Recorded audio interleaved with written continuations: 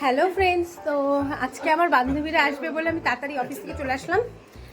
এসেই ঘরটার পরিষ্কার করে তো আবার বান্ধবীদের এখন নিতে যাচ্ছি। এই যে আমার বান্ধবীরা চলে আসছে, এই যে ওদের দুইজনের, এই যে এর ছেলে এটা, আর এই মেয়েটার মেয়ে এটা। এই যে ওদের চা খাওয়া চলছে এখন। চা খাওয়ার পরে চিপসও খাই নিচ্ছে, মেয়ে ছেলে সবার দিকে কাইরে কাইরে খাই নিচ্ছে। পূজা দেখ না, হাসেই না, দাদি বের করবে না, বুঝছিস?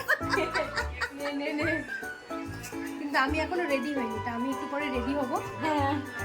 আর এই যে আলপনার বর বেচারা এত শান্ত, লজ্জায় মুখটা নিচে করে দিছে। আমার মেয়েকে যে ওদের খাইতে দিছে, সব থেকে দিলাম আর খাইতে দিছি, এখনো খাওয়া শেষ হয় নাই। বাচ্চাদের খাওয়া পর্যন্ত শেষ হয়ে গেছে। চুকার তুই খা, তোকে দিছি। আমার ফ্রেন্ড দিয়েছে আমাকে, একদম গরুর মতন খেতে দিয়েছে, মানে কি বলবো। আর রাতে কি তোকে দিলে তোর বাচ্চাকে দিছি। নিয়ে চলে আসছে, ওই জন্যই দেরি হয়েছে।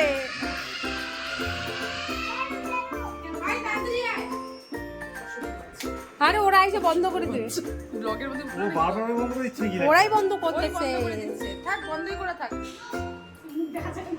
ভালোই লাগছে লাইটটা, ওই দেখে নাও, এটা দিও তাহলে।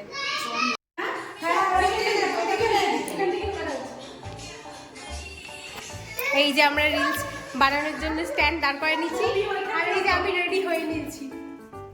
এখন আমরা ফটো তুলবো অল্প আর ভিডিও করবো।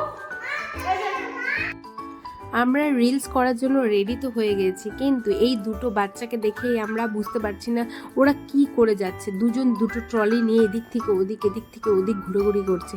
আর তার মাঝখানে আমার দুই বান্ধবী রিলস করার নামে এত হেসে যাচ্ছিল যে আমার মাথাটাই গরম হয়ে যাচ্ছিল। তারপরে তো যাই হোক, কোনো না কোনোভাবে রিলস করা হলো। আর তার সাথে পুজোর বড় পূজাকে নিতে চলে এসেছিলো, আর আলপনাও ওদিকে বেরিয়ে পড়লো। আলপনার ছেলে তো যেতেই চাচ্ছিল না, তো তারপরে অনেক বুঝিয়ে ওর মা ওকে নিয়ে যাওয়ার চেষ্টা করলো। তো তারপরে আমরা দুজন ওদের সবাইকে সিও করে চলে আসলাম। আর আজকের মতন ব্লগটা এখানেই শেষ করছি।